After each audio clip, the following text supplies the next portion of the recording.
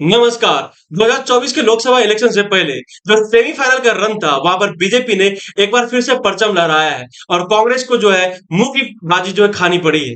देखिए, एक चीज समझिए, 4 राज्यों में इलेक्शन हुआ, जिसे कि माना जा रहा था कि 2024 से पहले जो ये सेमीफाइनल का रन है, और वहां पर बीजेपी ने कांग्रेस को 3-1 से हरा दिया है। और कांग्रेस का जो गढ़ था, चाहे वो छत्तीसगढ़ हो या फिर राजस्थान हो, वहां से जो उनको उखाड़ फेंका है। देखिए, केसीआर का ना तेलंगाना की बात करें तो वहां पर जो उनके खिलाफ काफी एंटी इनकम्बेंसी थी, और सबको एक्सपेक्टेड था कि यहाँ पर जो है सरकार की जो रिजिम है वो चेंज होने वाली है, और शायद उसी लिए जो वहां पर जो है कांग्रेस की सरकार आ गई।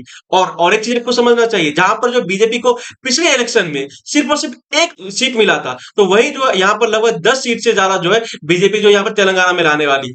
साथ ही ये भी कहना जो है यहाँ पर जरूरी बनता है कि जो कांग्रेस यहाँ पर सरकार बना रही है तेलंगाना में। लेकिन क्या हुआ कि मध्य प्रदेश, राजस्थान और छत्तीसगढ़ यहाँ पर बीजेपी जो क्लियरली मेजोरिटी के साथ, और ऐसा मेजोरिटी क्या ही कहना कि मतलब उस तरह से मतलब डबल मार्जिन के साथ जो है यहाँ पर बीजेपी सरकार बनाने वाली है। और जहां पर जो सभी एग्जिट पोल, चाहे किसी भी आप जो है न्यूज चैनल को ले लीजिए, वहां पर जो बता रहे थे कि यहाँ पर जो कांटे की टक्कर होने वाली है, वैसा कुछ हुआ ही नहीं। और यहाँ पर जो बीजेपी क्लियरली जो है यहाँ पर एक तरफा जो है मैच जीत रहा है। देखिए, अगर हम यहाँ पर मध्य प्रदेश से शुरुआत करें, तो जहां पर शिवराज सिंह के खिलाफ जो यहाँ पर एंटी इनकम्बेंसी थी, उसको जो है प्रधानमंत्री नरेंद्र मोदी की फेस वैल्यू से जो रिप्लेस कर दिया गया। और जहां पर जो है मोदी जी ने ये कहा कि हमारे पास जो सीएम का कैंडिडेट नहीं है, बल्कि आप जो कमल को जो है अपना, ये हमारा जो कैंडिडेट है कमल है, मतलब इस तरह की जो है मतलब पॉपुलैरिटी क्या ही कहना, मतलब उनके फेस वैल्यू के ऊपर, उनके ऊपर जो भरोसा करके जनता ने यहाँ पर बीजेपी को वापस से सत्ता में लेकर ले आया है। और देखिए, और एक चीज समझिए आप लोग, यहाँ पर जो है ना बीजेपी ने बहुत बड़ा दांव खेला है, क्योंकि 8-8 केंद्रीय मंत्री को एक साथ चुनावी रण में उतारना, वो भी लोग यहाँ पर असेंबली इलेक्शन में, वो मतलब अनएक्सपेक्टेड था। आज तक इससे पहले कभी हुआ नहीं था। लेकिन आज जो है बीजेपी ने जो अनएक्सपेक्टेड काम किया है, और इसी के कारण जो है अनएक्सपेक्टेड रिजल्ट आया है। और यहाँ पर देखिए, ज्योतिरादित्य सिंधिया का भी जो यहाँ पर एक बहुत बड़ा बलिदान है, उनका भी एक बहुत बड़ा योगदान है, ऐसा समझिए। क्योंकि जिस तरह से जो उनको लोग जो है कांग्रेस वाले गद्दार गद्दार कह रहे थे, यहाँ पर जो बीजेपी में उनको जो एक मतलब एविएशन मिनिस्टर बना दिया गया सेंटर में ले जाकर, लेकिन जो उनको जो चुनावी बागडोर नहीं दे रही थी, वो जो यहाँ पर दिया गया, और उन्होंने जो अपने काम को बहुत ही भली भांति जो है पूरा किया है। जहां पर शिवराज सिंह के खिलाफ जो काफी एंटी इनकम्बेंसी थी, साथ ही साथ उन्होंने क्या क्या किया उस समय की, जो लाडली बहन जो योजना वो लेकर आए, वो जो एक बहुत बड़ा मतलब एक समझिए कि वरदान सा साबित हुआ है उनके लिए।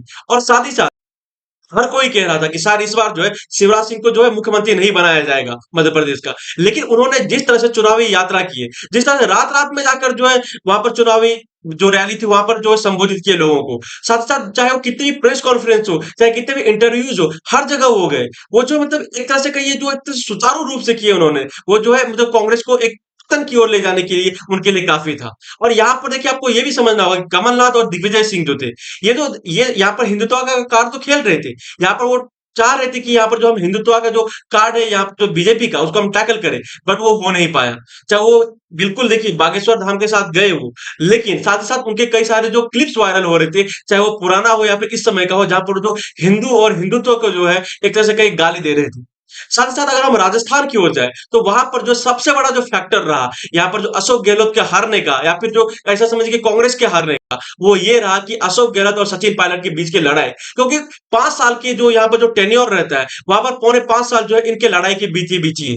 और वहां पर जो सचिन पायलट को जिस तरह से जो यहाँ पर चुनावी रण में नहीं उतारा गया, मतलब तो प्रचार वगैरह नहीं करने दिया गया, जिस तरह से जो पिछले असेंबली इलेक्शन में वो किए थे, वो जो यहाँ पर देखने को नहीं मिला। और शायद इसीलिए जो है काफी सारा वोट जो है यहाँ पर शिफ्ट हो गया बीजेपी को। और एक चीज आपको समझना चाहिए, कन्हैया लाल आपको याद होगा, अगर आपको याद नहीं है तो मैं आपको याद दिला दूं कि वो जो नुपुर शर्मा थी, उनके द्वारा जो कहा गया था, जिसके सपोर्ट में जो कन्हैया लाल आज जो एक दर्जी था, उसकी जिस तरह से सरकलम किया गया, और जिसके कारण जो कांग्रेस पार्टी जो है काफी समय तक चुप रही, बाद में जो खुद को डिफेंड किया, और वो भी जो है यहाँ पर जो है इलेक्शन का मुद्दा बना, बीजेपी ने उसे जोर शोर से उठाया। और साथ उसकी वजह से भी जो यहाँ पर जो है कांग्रेस को काफी जो है मुंह की खानी पड़ी। भले यहाँ पर उनके साथ जो है कोई भी सीएम का कैंडिडेट नहीं था, ना ही वसुंधरा राजे थी, ऐसा हर एक कोई मान रहा था कि इस बार जो है बीजेपी की जो है बिना जो है कैंडिडेट के लड़ रही। लेकिन वसुंधरा राजे भी जो है पीठ पीछे एक बहुत बड़ा योगदान दिए बीजेपी की जीत के लिए। अगर हम यहाँ पर छत्तीसगढ़ की ओर जाते हैं, तो देखिए छत्तीसगढ़ में ना मतलब जो भी न्यूज चैनल को ले लीजिए आप, भूपेश बघेल सबके जो फेवरेट सीएम थे। हर एक व्यक्ति जो है उनका जो है, चाहे कोई भी रिपोर्टर हो, वो जो है उनका जो तारीफ कर रहे थे। बट हुआ क्या, लास्ट में यहाँ पर जो है महादेव बेटिंग ऐप उसका जो है मामला उठाया बीजेपी ने। साथ ही साथ कई बार जो है खनन घोटाला का आरोप लगाया है, कई बार जो नक्सलवाद का यहाँ पर जो आरोप लगाया गया है, ये ज्यादा समय नहीं हुआ है, पिछले 3-4 महीने में हुआ है। और जिस तरह से जो है प्रधानमंत्री नरेंद्र मोदी ने वहां पर छत्तीसगढ़ में जा जाकर इतनी सारी रैलियां की, जिसके कारण जो है आज जो है पूरा का पूरा वोट शिफ्ट जो है यहाँ पर बीजेपी को ओर आ गया है। यहाँ पर भी जो है लगभग जो है 50 से ज्यादा सीटें जो है बीजेपी जीतने वाली है। मतलब एक तरह से कहिए अनएक्सपेक्टेड किया गया है। और यहाँ पर जो प्रधानमंत्री नरेंद्र मोदी की जो फेस वैल्यू है, आप इसे समझ सकते हैं। और देखिए और एक चीज समझिए आप लोग, यहाँ पर ना 2024 का जो लोकसभा इलेक्शन होना है, उससे पहले जो ये चीज अब साबित हो गया कि मोदी की सिवा कोई दूसरा पर्याय नहीं है। वो इसलिए क्योंकि यहाँ पर ना तो इंडिया गठबंधन चल रहा है इनका, ना ही कांग्रेस के पास जो है कोई जो है दूसरा रास्ता है। क्योंकि अगर हम राहुल गांधी की बात करें, देखिए बिल्कुल ये बात मानना पड़ेगा कि भारत जोड़ो यात्रा के बाद उन्होंने काफी सारे प्रयास किए, उन्होंने काफी सारे रैलियां किए, काफी सारे जगह पे जो मतलब अपने बर्ताव को, अपने बिहेवियर को, अपने शब्दों को सुधारा, लेकिन उसका कुछ रिजल्ट हमें जो है देखने को नहीं मिला। वो इसलिए क्योंकि यहाँ पर जो है कांग्रेस के जो नेता है, वो जो अपने आला कमान की सुनते ही नहीं है। चाहे वो आप जो है इसे यहाँ पर ये समझिए कि जो दिग्विजय सिंह थे या फिर कमलनाथ थे, वो अपने मनमानी कर रहे थे। यहाँ पर कांग्रेस के जो आला कमान थे उनका सुन ही नहीं रहे थे वो लोग, जिसकी वजह से कांग्रेस को यहाँ पे मुंह की खानी पड़ी। जहां पे पूरा सच एक्सपेक्टेड था कि यहाँ पर कांग्रेस जो है काफी बेहतर कर पाएगा, लेकिन वैसा कुछ हुआ नहीं। अब इसे क्या ही माना जाए। हाँ, यहाँ पर जो देखिए कांग्रेस अगर तेलंगाना में भी जीती है, वो इस वजह से जीती है क्योंकि वहां पर केसीआर के खिलाफ जो काफी एंटी इनकम्बेंसी थी। और यहाँ पर ये भी आपको मानना पड़ेगा कि बीजेपी के वहां पे सीट शेयर जो है बढ़ा है, काफी बढ़ा है। और टी राजा सिंह को जिस तरह से बीजेपी ने जो है मतलब सस्पेंड करने के बाद ठीक चुनाव से पहले वापस लेकर आए, उनका सस्पेंशन खत्म किया, वो भी एक बहुत बड़ा मेजर फैक्टर बना। साथ नुपुर शर्मा को भी जो है चुनाव से पहले लेकर आए। मतलब भले ही उनको जो है सुचारू रूप से जो है चुनावी मैदान में नहीं उतारा गया, लेकिन एक तरह से कहिए जो तरह से प्रचार हुआ है ना, वो जो है बीजेपी को जीतने के लिए एक बहुत बड़ा फैक्टर बना है दोस्तों। अब देखते हैं आगे क्या होता है। क्या कांग्रेस जो कि एक बहुत बड़ी पार्टी थी, देश की सबसे पुरानी पार्टी है, उसकी जो है अब एक तरह से पतन की ओर जा रहा है।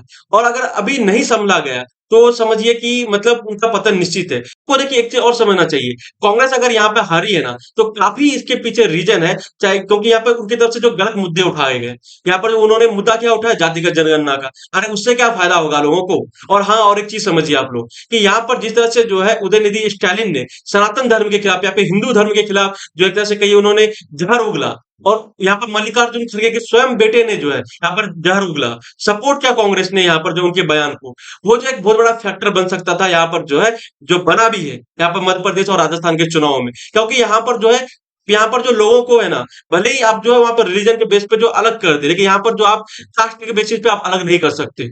और शायद वही रीजन रहा कि यहाँ पर जो कांग्रेस को जो है मुंह की खानी पड़ी। फिर देखते हैं आगे क्या होता है। That's all, thank you so much. Please channel को सब्सक्राइब करें और वीडियो को लाइक करें।